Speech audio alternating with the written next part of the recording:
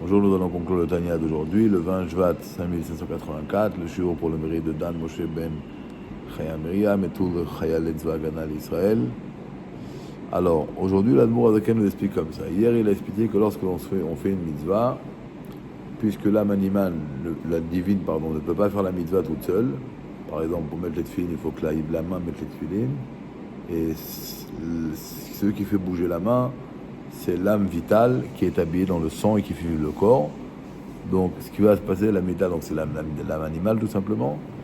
Donc, chaque fois que je ferai une mitzvah, le koach hamaaseh de l'âme animale, de l'âme naturelle, d'accord, l'âme tivite, il va puisqu'il est associé à la mitzvah, il va se fusionner dans la sainteté de l'âme divine, se fusionner à Dieu.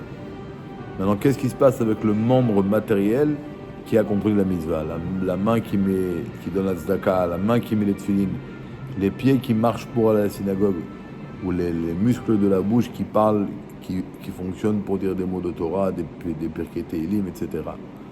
Alors sur eux, on ne peut pas employer le terme qui se fusionne dans la sainteté de l'âme divine, mais on emploie un terme un peu moins intense, c'est qu'ils deviennent un char d'assaut pour la volonté divine. Maintenant, on va comprendre ce que les sages nous disent, que les patriarches étaient des chars d'assaut pour la divinité. Regardez, si moi, avec mes jambes, je vais aller à la synagogue, au même moment, mes jambes deviennent un char d'assaut pour la volonté divine. Pareil, peu importe quel membre je vais utiliser pour faire une mitzvah, à ce moment-là, ce membre matériel va devenir un char d'assaut pour la volonté divine. Le problème, c'est que chez des gens comme moi, des fois, on va utiliser le même membre pour faire la volonté de Dieu. Donc à ce moment-là, notre membre va devenir un char d'assaut pour la divinité. Mais après, au même moment, on va faire des choses qui sont contre la volonté de Dieu. Alors on comprend la conséquence. Lorsqu'on dit que les patriarches étaient des chars d'assaut pour la divinité, cela veut dire que pendant 24 heures, chaque jour de leur vie, ils n'ont jamais utilisé un membre si ce n'est que pour faire la volonté d'Akadosh Baruch Hu. Donc toute leur vie, leurs membres étaient à 100%, à chaque seconde de leur vie, des chars d'assaut pour la divinité.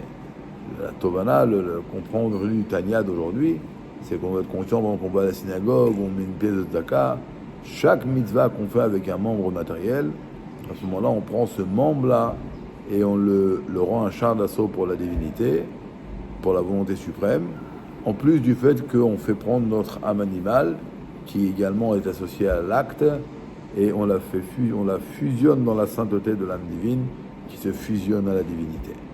Zrat Hashem, qu'on ait le mérite de faire beaucoup de mitzvot matériels et de sanctifier notre âme animale et de rendre les membres de notre corps, un des chars d'assaut pour la volonté divine. Kol Tov.